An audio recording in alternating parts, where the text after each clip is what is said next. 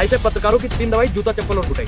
ये पत्रकार नहीं है, भारतीय जनता पार्टी के भेजे हुए एजेंट। वो कनमा ऐसे करने वाला वो आ जाता है, कहता है कि इस्लाम नमाज पढ़ो 5 वक्त की, कुछ भी करो। अरे भैया कहाँ पे कुरान में लिखा हुआ है ऐसी बात? यहाँ पे बाबा है वो। शांत रहिए। अरे उस लाला हरामदेव की बात मत करिए। यहाँ पे कई मुसलमान पत्रकार भाई भी बाबा है। आप लोगों ने कुरान भी पढ़ी होगी, हदीस भी पढ़ी होगी। उसमें कहाँ किस पेज में लिखा हुआ है कि कुरान पढ़ने के बाद और हदीस पढ़ने के बाद और नमाज पढ़ने के बाद कुछ भी करो ये आजादी अल्लाह दे देता है? कहीं नहीं लिखा। को टारगेट करने के लिए आप जैसे पत्रकारों ने ठेका ले रखा है। आप बताइए, अशफाकुल्लाह खान ने कितने पत्थर फेंके थे? आप बताइए, कलाम साहब ने कितने पत्थर फेंके थे? आप मुसलमानों के बारे में बताइए ना, कौन सा मुसलमान भैया आतंक आप जैसे लोग फैला रहे हैं जो सिर्फ और सिर्फ हिंदू मुसलमान करते हैं, सिर्फ और सिर्फ मंदिर मस्जिद करते हैं। आप वास्तविक मुद्दों पे बात नहीं करते। आप मुसलमान भाइयों का दर्द समझो ना। एक बार भी अपने चैनलों पे किसी कोई बता दो, कोई इसमें इतने पत्रकार खड़े हो जिसने मुसलमान भाई का इंटरव्यू चलाया हो कि आपके साथ मस्जिद में ऐसा हुआ है, कि कोई बता दो ना, किसी की बोलती खुल जाए। सनातनी हिंदू जो होगा वो राम को भी लेकर चलेगा, रहीम को भी लेकर चलेगा, अल्लाह को भी लेकर चलेगा, वाहेगुरु को भी लेकर चलेगा। जहाँ पे इनकी सरकार है वहाँ पे भी दंगा करवा रहे हैं, और जहाँ इनकी सरकार नहीं है वहाँ पे तो दंगा। पत्थरबाजों को क्या कहेंगे? पत्थरबाज कौन होते हैं भैया? कुछ लोग ऐसे होते हैं, मुसलमान नहीं, हम एक किसी धर्म को टारगेट नहीं कर सकते, लेकिन धर्म थोड़ी ना मुसलमान को नहीं, एक उनका है ना इस्लाम, उनका धर्म है। हमेशा मुसलमानों को टारगेट करने के लिए आप जैसे पत्रकारों ने ठेका ले रखा है। आप बताइए, अशफाकुल्लाह खान ने कितने पत्थर फेंके थे? आप बताइए, कलाम साहब ने कितने पत्थर फेंके थे? आप मुसलमानों के बारे में बताइए ना, कौन सा मुसलमान भैया ऐसा निकला? वो देश के साथ थे, वो तो पाकिस्तान के छक्के छुड़ा रहे, तो देश में आतंक फैला रहे ना। देश में आतंक आप जैसे लोग फैला रहे हैं जो सिर्फ और सिर्फ हिंदू मुसलमान करते हैं, सिर्फ और सिर्फ मंदिर मस्जिद करते हैं। आप वास्तविक मुद्दों पे बात नहीं करते। आप मुसलमान भाइयों का दर्द समझो ना। एक बार भी अपने चैनलों पे किसी कोई बता दो, कोई इसमें इतने पत्रकार खड़े हो जिसने मुसलमान भाई का इंटरव्यू चलाया हो कि आपके साथ मस्जिद में ऐसा हुआ है, कि कोई बता दो ना, किसी की बोलती खुल जाए। बोल दो, किसी की हिम्मत हो, किसी बोलने कोई तैयार नहीं है। जाइए, बोलने को तैयार है, आपने कोशिश कितनी बार की? बोलिए। कोई तैयार नहीं। राम भक्तों पर चलाया गया पत्थर, पेट्रोल पंप फेंका गया, बर्दाश्त नहीं करेगा हिंदुस्तान। अच्छा एक चीज बताइए, मस्जिद पे भगवा भैया कौन फहरा रहा था? हाँ? मंदिर पर भगवा चढ़ के कौन फहरा रहा था? मंदिर पर न फैलाया था, मस्जिद पे। अच्छा, मस्जिद पे भगवा कौन फहरा रहा कहाँ था? फहराया था? महोदय, बिहार में जाके देख लो। अरे भैया क्या जरूरत थी लाइब्रेरी जना देने की? क्या जरूरत थी? अब कोई आज गीता को उल्टा सीधा बोल दे तो भैया हम बर्दाश्त करेंगे? नहीं करेंगे। मुगलों का बदला ले रहे हैं। मुगलों ने तलवार के दम पे जो है धर्म परिवर्तन करवाया था भारत में। अरे भैया बदला ले रहे हैं, खुन्नस निकाल रहे हैं। आज तुम्हें इतिहास में पढ़ाई देता हूँ, मुगल क्या थे। एक मिनट, हाँ, क्या थे आज मुगल? सारा इतिहास तुम्हें पढ़ाता हूँ मुगलों का। तुमने मुगलों के बारे में पढ़ाई क्या है? हाँ, मुगलों का जो इतिहास था ना एनसीईआरटी में, वही वाला इतिहास पढ़ाता हूँ। हाँ। मुगल चोर थे, लुटेरे थे।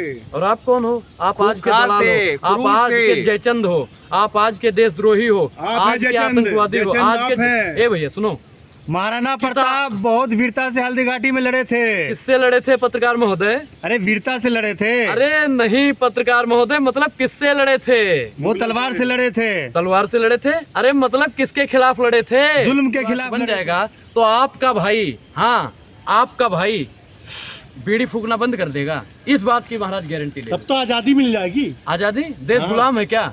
देश गुलाम है? फूकने की आजादी मिल जाएगी। फूकने की आजादी? अच्छा, धीरेन्द्र सुनिए, धीरेन्द्र शास्त्री क्या कह रहा है कि हिंदू राष्ट्र बनाएंगे, आप मुझे खून दो, मैं तुम्हें हिंदू राष्ट्र दूंगा। तो एक चीज बताइए, अगर हम अपना खून दे देंगे तो आप अपने भाई का बीड़ी पीना छुड़वा दो। साथ मांग रहे हैं, गलत भाषा का उपयोग मत करिए। उन्होंने कहा तुम मुझे खून दो, मैं तुम्हें साथ दो। साथ दो, साथ कैसे देंगे भैया? साथ तो दिए है ना। लो जी, हाथ लो, हाथ लो, हाथ लो, देखो ना हाथ में क्या है? गजवा हिंद बनवाओगे क्या तुम? मैं क्या कह रहा हूँ, इस देश में अगर संविधान में गजवा हिंद लिखा है तो बना दीजिए। अगर इस देश में दिक्कत क्यों है? दिक्कत क्या है? मुझे देखिए, सनातनी और सरकारी हिंदू में दोनों में फर्क है। क्या है फर्क? सरकारी हिंदू जो होते हैं वो भारतीय जनता पार्टी के लिए मुंह से गोबर निकालने का काम करते हैं, और जो सनातनी हिंदू साधु संत मैंने बोला, मैंने साधु संत को बोला आप सरकारी हिंदू तो नहीं हो।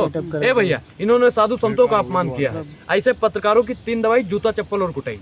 ये पत्रकार नहीं है, भारतीय जनता पार्टी के भेजे हुए एजेंट है। इन्होंने साधु संतों को बोल दिया कि वो गोबर है, फलाना है, ढमकाना है। हमने किसी साधु संत और किसी का विरोध नहीं किया। हमने ये कहा सरकारी हिंदू हो, वो तो सनातनी हिंदू है। सनातनी हिंदू जो होगा वो राम को भी लेकर चलेगा, रहीम को भी लेकर चलेगा, अल्लाह को भी लेकर चलेगा, वाहेगुरु को भी लेकर चलेगा। लेकिन भारतीय जनता पार्टी यहाँ पे आई है जब से, तब से मुसलमानों को दबाने का काम। हिंदू राष्ट्र बनाओगे, संविधान के किस अनुच्छेद में लिखा है? अरे योगी आदित्यनाथ जी, मोदी जी, मोदी जी तो पढ़े लिखे ही नहीं है। वो क्या नाम है, अमित शाह जी, सबका ठेका डिग्री है मोदी जी के पास, डिग्री है। लेके चलने का हिंदुओं ने ठेका लिया है क्या?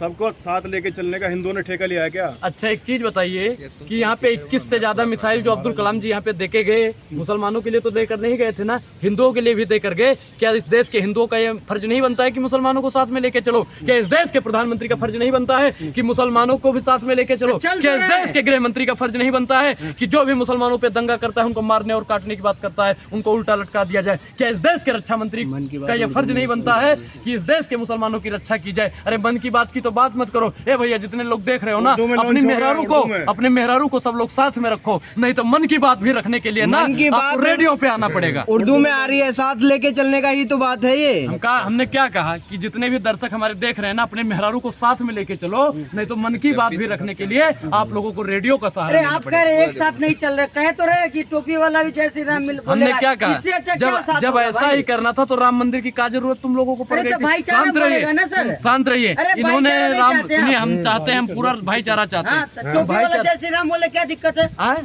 और भगवान अल्लाह अकबर बोल देता है तो आप लोगों के पेट में काहे दिक्कत हो हमें क्या जाती दिक्कत है? होती है? नहीं, भाईचारा मरने लगते बढ़ा रहे हैं हैं आप भैया। लोग, बढ़िया बढ़ाइए जी, हैं? बढ़ाइए भाईचारा। भाईचारा बढ़ना चाहिए ना। हाँ। लेकिन भारतीय जनता पार्टी जो की सरकार जो है और उनके नफरती चिंटू जो है, आरएसएस वाले हैं, जो बजरंग दल वाले हैं, वो कभी नहीं चाहते हैं कि इस देश में अमन फैले। माननीय प्रधानमंत्री जी कहते हैं कि इस्लाम का मतलब होता है अमन, इस्लाम का मतलब होता है भाईचारा, इस्लाम का मतलब होता है प्यार। और लेकिन उनके द्वारा जो उनके तथकथित बयान दिए जाते हैं उनके एजेंटों के द्वारा, आपको याद होगा कि माननीय प्रधानमंत्री ने जैसे ही बताया कि इस्लाम का मतलब अमन होता है, वो कनवा ऐसे करने वाला वो आ जाता है, कहता है कि इस्लाम नमाज पढ़ो 5 वक्त की, कुछ भी करो। अरे भैया कहाँ पे कुरान में लिखा हुआ है ऐसी बात? यहाँ पे बाबा है वो। शांत रहिए। अरे उस लाला हरामदेव की बात मत करिए। यहाँ पे कई मुसलमान पत्रकार भाई भी बाबा है। आप लोगों ने कुरान भी पढ़ी होगी, हदीस भी पढ़ी होगी, उसमें कहाँ किस पेज में लिखा हुआ है कि कुरान पढ़ने के बाद और हदीस पढ़ने के बाद और नमाज पढ़ने के बाद कुछ भी करो ये आज़ादी अल्लाह दे देता है? कहीं नहीं लिखा है। अरे एक चीज़ बताइए कि राम भी कहता है और अल्लाह भी कहता है, वाहेगुरु भी कहता है कि कितना भी पाप कर लो, कितना भी गलत काम कर लो, अगर भगवान से माफी मांगोगे तो माफ कर देगा। वो चाहे अल्लाह हो, चाहे राम हो, चाहे वाहेगुरु हो, चाहे बाइबल, कोई भी हो। तो फिर काफिरों को मारने की बात क्यों होती है? काफिरों को मारने की बात क्यों होती है? काफिर को कौन मारने की बात करता है? काफिर को कौन मारने की बात कहते करता है? मुसलमान क्या? अरे कोई मुसलमान, भैया मैं मुसलमानों के बीच में ज्यादा रहता हूँ, मुझे तो आज तक किसी मुसलमान ने बे कह के भी बात नहीं की। और आप लोग खतना हुआ है क्या? खतना हुआ है? नहीं, मेरा कोई खतना नहीं हुआ। मैं सनातनी हिंदू हूँ और मैं इस्लाम को और सनातन को दोनों को साथ लेके चलता हूँ, तो खतना कराने की कोई जरूरत ही नहीं। जो भाईचारों को लेकर चलता है। मुसलमान है आप क्या? मैं सनातनी हिंदू हूँ। अगर आप सनातनी मुसलमान हैं तो आपका स्वागत। हिंदू जाग उठा है। हिंदू सोया हुआ था। हिंदू जब सोया हुआ था तब भैया हिंदू सुरक्षित था। हिंदू जब से जाग गया तब से हिंदू खतरे में हो गया है। तो आपको जितने भी हिंदू भाई भी देख रहे होंगे उनसे हम कहना चाहते हैं, इससे बढ़िया तो पूर्ववर्ती सरकार थी जिसमें भैया वो खतरे में थे। हम ऐसा नहीं कहना चाहते हैं मुसलमान कोई कांग्रेस की भी सरकार में खतरे में नहीं था, लेकिन भारतीय जनता पार्टी की सरकार में, अगर भारतीय जनता पार्टी हिंदूवादी सरकार है और फिर भी हिंदू खतरे में है तो एक मौलाना को प्रधानमंत्री बना देना चाहिए ताकि हर एक हिंदू सुरक्षित। मौलाना कौन हो वैसी? मैं क्या कह रहा हूँ, एक मौलाना बनेगा, कोई भी बन सकता है। आप भी तो मौलाना साहब को पत्रकार महोदय, आप भी बन सकते हैं। भूषण तो दे रहे हैं ना, देखिए कर्नाटक में मौलाना से बहुत प्रेम है इससे आपको। पहले नहीं मिलता था, और क्या चाहिए? देखिए आरक्षण की आपने बात की, आरक्षण मिलना चाहिए। आरक्षण कितना सताया जाता है मुसलमानों को वो किसी को नहीं दिखता है। आप जैसे पत्रकारों को सिर्फ और सिर्फ आरक्षण दिखता है। दलित भाइयों को कितना सताया जाता है वो नहीं दिखता। आप जैसे पत्रकारों को उनका आरक्षण दिखता है। सता कौन रहा है ये बताइए? सताने का काम कौन करता है? भारतीय जनता पार्टी करती है। तथकथित मुसलमान को सताने का काम कौन करता है? आरएसएस वाले और बजरंग दल वाले करते हैं। तो हम मोदी जी से कहना चाहते हैं, मोदी जी अब बहुत हो गया, मोदी जी अब और नहीं आघात करो। और जितने भी मुसलमान भाई हमें सुन रहे होंगे उनसे कहना चाहता हूँ 24 में मोदी जी जो भाषा समझ के धन्यवाद।